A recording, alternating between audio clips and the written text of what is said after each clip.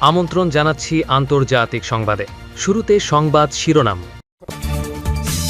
ইরানের ৭৭তম প্রলয়ঙ্কারী আঘাতে ছিন্ন ভিন্ন ইসরায়েল ও মার্কিন সেনাঘাঁটি।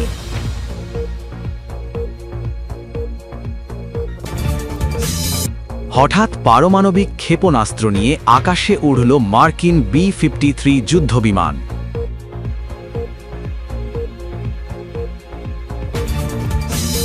ইরান যুদ্ধে অনীহা বিদ্রোহ করেই বৃহত্তম রণতরীতে আগুন দিয়েছে মার্কিন সেনারা।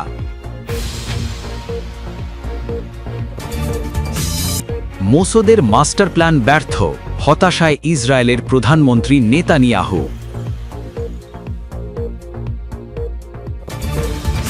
শত আরোহী নিয়ে আমেরিকার যুদ্ধবিমান বিধ্বস্ত, ৯০ সেনা নিহত।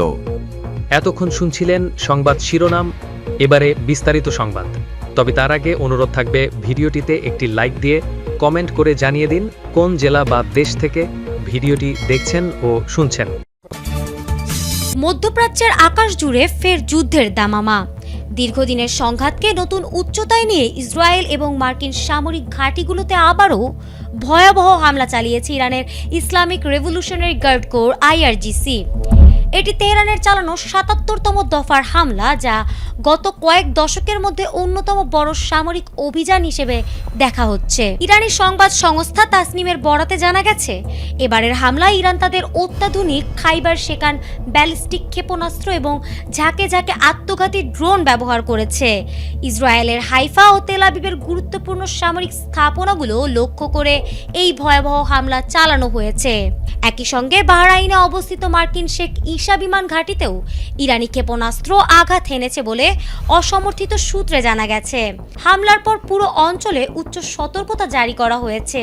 সামরিক বিশ্লেষকরা বলছেন, ইরান এবার তাদের সুপার হেভি সিস্টেম এবং পয়েন্ট অ্যান্ড শুট প্রযুক্তি ব্যবহার করে মার্কিন আকাশ প্রতিরক্ষা ব্যবস্থাকে চ্যালেঞ্জ ছুড়ে দিয়েছে।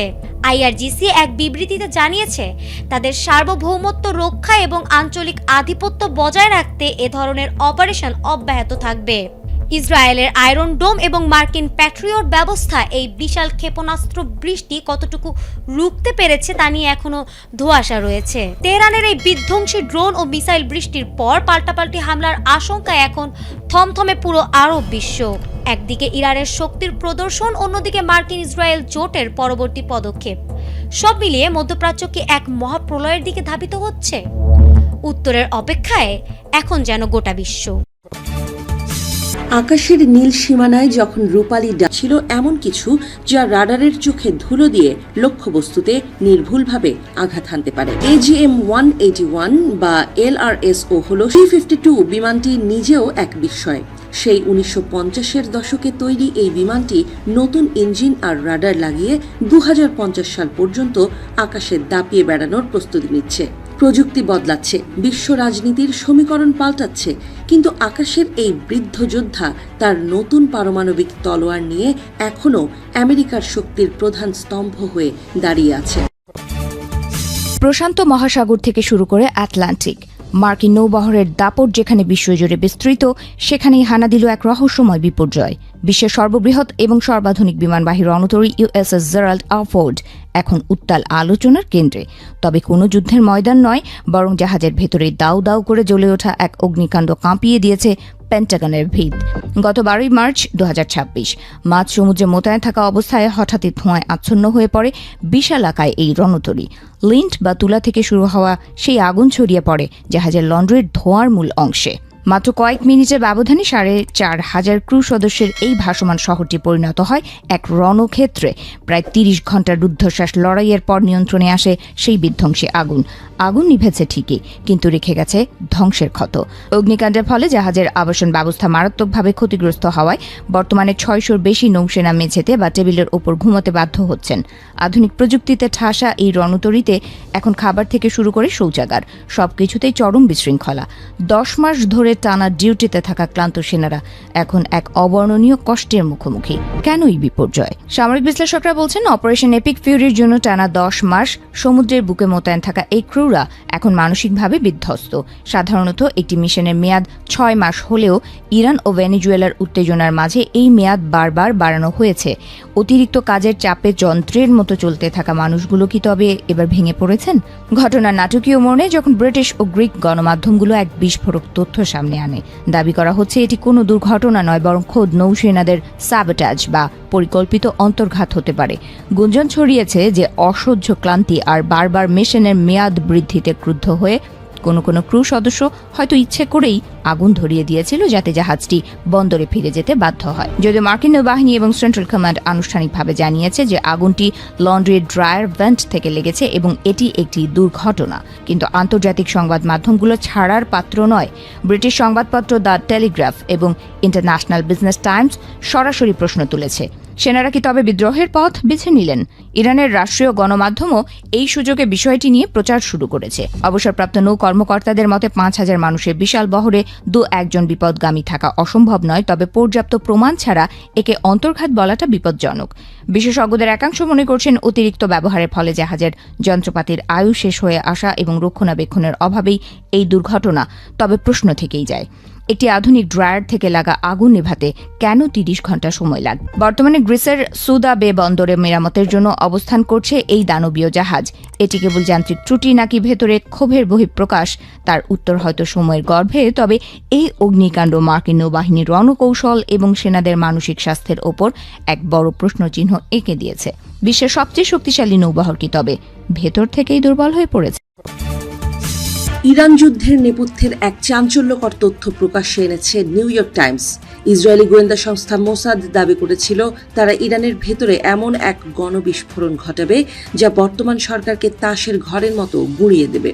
কিন্তু যুদ্ধের ময়দানে সেই প্রতিশ্রুতি এখন কেবলই এক ব্যর্থ দিবাস্বপ্ন বলে প্রতীয়মান হচ্ছে।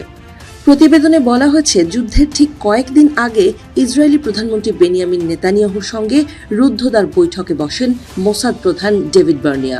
তিনি অত্যন্ত আত্মবিশ্বাসের সঙ্গে দাবি করেন মোসাদের হাতে এমন এক ছক আছে যা ইরানের সাধারণ মানুষকে রাস্তায় নামিয়ে আনবে এবং তেহরানের মসনদ উল্টে দেবে। এই গ্যারান্টির উপর ভিত্তি করেই নেতানিয়াহু মার্কিন প্রেসিডেন্ট ডোনাল্ড ট্রাম্পকে সরাসরি যুদ্ধে নামার জন্য প্ররোচিত করেন। জানুয়ারির মাঝামাঝি সময়ে বার্নিয়া ওয়াশিংটন সফর করে মার্কিন কর্মকর্তাদের কাছে এই পরিকল্পনা তুলে ধরেন। যদিও মার্কিন সামরিক গোয়েন্দা সংস্থা এবং ইসরায়েলি সেনাবাহিনীর গোয়েন্দা শাখা আমান এই পরিকল্পনার কার্যকারিতা নিয়ে শুরু থেকেই সন্দিহান ছিলেন, কিন্তু ট্রাম্প এবং নেতানিয়াহু সেই সংশয়কে পাশ কাটিয়ে মোসাদের গোয়েন্দা কৌশলের উপরই ভরসা রাখেন। মোসাদের সেই গোপন পরিকল্পনার মূলে ছিল ইরানের শীর্ষ নেতা। তাদের ধারণা ছিল নেতৃত্বের শূন্যতা তৈরি হলে এবং সাথে কয়েক দফা গোপন অপারেশন চালালে সাধারণ ইরানিরা বিদ্রোহ শুরু করবে। ইসরায়েল ও আমেরিকার এই যৌথ অভিযান ইরানকে দীর্ঘস্থায়ী শাসনের হাত থেকে মুক্ত করবে, এমনটাই ছিল তাদের মূল লক্ষ্য। যুদ্ধের সূচনায় ট্রাম্পের দেয়া এক ভিডিও বার্তায় এই পরিকল্পনার স্পষ্ট প্রতিফলন দেখা গিয়েছিল। তিনি ইরানি জনগণের উদ্দেশ্যে বলেছিলেন, আজ আপনাদের মুক্তির সময় সমাগত, সরকার আপনাদের হাতে তুলে নিন। কিন্তু যুদ্ধের ডামাডোলে সেই মুক্তির ঘণ্টা শেষ পর্যন্ত আর বাজেনি, বরং সাধারণ মানুষের ক্ষোভ ভিন্ন দিকে মোড় নিতে শুরু করে। যুদ্ধ শুরুর মাত্র 2 সপ্তাহের মাথায় চিত্রপট পাল্টে যেতে থাকে। মার্কিন সিনেটররা ব্রিফিং শেষে বেরিয়ে এসে স্পষ্ট জানান, ইরান সরকারকে উৎখাতের কোনো সুনির্দিষ্ট পরিকল্পনা বা লক্ষ্য আসলে তাদের কাছে নেই। মোসাদ যে গণ অভ্যুত্থানের স্বপ্ন দেখিয়েছিল, বাস্তব ময়দানে তার লেশ মাত্র দেখা যায়নি। ফলে সামরিক অভিযানের লক্ষ্য নিয়ে মার্কিন প্রশাসনেই বিভক্তি দেখা। মার্কিন গোয়েন্দা সংস্থা CIA শুরু থেকেই সতর্ক করেছিল যে ইরানের বর্তমান নেতৃত্বকে সরিয়ে দিলে পরিস্থিতির উন্নতি হওয়ার সম্ভাবনা ক্ষীণ। বরং তাদের মূল্যায়নে উঠে আসে, বর্তমান নেতাদের হত্যা করা হলে ইরান আরও উগ্রপন্থীদের দখলে চলে যেতে পারে। এতে করে মধ্যপ্রাচ্যের স্থিতিশীলতা পুরোপুরি ধ্বংস হওয়ার আশঙ্কা তৈরি হয়। বর্তমানে ইসরায়েলি প্রধানমন্ত্রী নেতানিয়াহু মোসাদের উপর প্রচণ্ড ক্ষুব্ধ বলে জানা গেছে। তিনি আশা করেছিলেন গোয়েন্দা তৎপরতায় কাজ হবে, কিন্তু বাস্তবে কোনো বিদ্রোহ দানা বাঁধেনি। নিরাপত্তা বৈঠকে তিনি আশঙ্কা প্রকাশ করেছেন, মোসাদের অপারেশন ব্যর্থ হলে ট্রাম্প যে কোনো সময় যুদ্ধের সমাপ্তি ঘোষণা করতে পারেন, যা ইসরায়েলকে এক কঠিন রাজনৈতিক ও সামরিক চ্যালেঞ্জের মুখে ফেলে দেবে। ইরানের সঙ্গে মোটেই পেরে উঠছে না যুক্তরাষ্ট্র ও ইসরায়েল। তাদের লাগাতার হামলায় অত্যাধুনিক যুদ্ধবিমানগুলো একের পর এক ভূপাতিত হচ্ছে, আর তাতে বারবার কার্যত পিছিয়ে আসতে চাইছে ট্রাম্প। এমনকি যুদ্ধ বন্ধ করতে সবার কাছে ধর্ণা দিলেও যেন থামাথামির কোনো লক্ষণ নেই ইরানের। যদিও কিছু কিছু হামলায় ইরানকে তারা দায়ী করলেও নিজেদের দুর্বলতা থাকতে বহু হামলাকে তারা দুর্ঘটনা বলেই দাবি করছে, এমনটাই মনে করেন অনেকেই। অন্যতম হলো তাদের সবচেয়ে বড় রণতরী ইউএসএস জেরাল্ডের ভয়াবহ আগুন। এমনকি সম্প্রতি ওয়াশিংটনে তাদের তেল শোধনাগারে ভয়াবহ বিস্ফোরণ হলেও সেটি নাকি দুর্ঘটনায় হয়েছে, এমনটাই দাবি করছে ট্রাম্প প্রশাসন। এদিকে ইরানের যুদ্ধে তাদের 16টিরও বেশি F-15 যুদ্ধবিমান ধ্বংস হয়ে তাদের সামরিক ক্ষয়ক্ষতি হলেও সেই বিষয়টিও দুর্ঘটনা বলে জানিয়েছিল যুক্তরাষ্ট্র। সময়টা আমেরিকার জন্য বেশ খারাপ গেলেও সেই খারাপের মাত্রা আরো বাড়িয়ে দিতেই যেন আবারও মার্কিন যুদ্ধবিমান বিধ্বস্ত হওয়ার খবরটি সামনে এলো। আর সেটি এতটাই ভয়াবহভাবে বিধ্বস্ত হয়েছে যে বিমানে থাকা 115 জন সেনার মধ্যে 90 জনই নিহত হয়েছেন বলে জানা গেছে। দক্ষিণ আমেরিকার দেশ কলম্বিয়াতে এ ভয়াবহ ঘটনাটি ঘটেছে। সেখানে মার্কিন লকহিড C-130 হারকিউলিস যুদ্ধবিমান বিধ্বস্ত হয়ে নিহতের সংখ্যা বেড়ে দাঁড়িয়েছে 90 জনে। দেশটির সশস্ত্র বাহিনীর প্রধানের তথ্য অনুযায়ী এর মধ্যে 11 জন বিমান বাহিনীর সদস্য, 15 জন সেনা এবং 2 জন জাতীয় পুলিশের সদস্য সহ মোট বিমানটিতে 128 জন আরোহী ছিলেন। দুর্ঘটনার পর স্থানীয় বাসিন্দারা প্রথমেই উদ্ধার কাজ শুরু করেন। পরে সেনাবাহিনী ঘটনাস্থলে পৌঁছালেও দুর্গম এলাকার কারণে উদ্ধার কাজে বিঘ্ন ঘটে। এ নিয়ে দেশটির প্রতিরক্ষা মন্ত্রী পেদ্রো সানচেজ জানান, বিমানটি উড্ডয়নের সময় রানওয়ের শেষ প্রান্তে আঘাত লাগে এবং পরে একটি ডানায় গাছের সঙ্গে ধাক্কা লাগার কারণে বিমানটিতে আগুন ধরে বিস্ফোরিত হয়। বর্তমানে বহু আহতকে হাসপাতালে ভর্তি করা হয়েছে।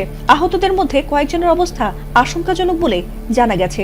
যদিও এ নিয়ে গভীর শোক প্রকাশ করে কলম্বিয়ার প্রেসিডেন্ট গুস্তাভো পেট্রো এই ঘটনাকে সামরিক বাহিনীর আধুনিকায়নে বিলম্বের জন্য প্রশাসনিক জটিলতাকে দায়ী করেছেন, কারণ তাদের এই আমেরিকার যুদ্ধবিমানটি মোটেই আধুনিক নয়, বরং তা 1950 দশকের বলে জানা গেছে।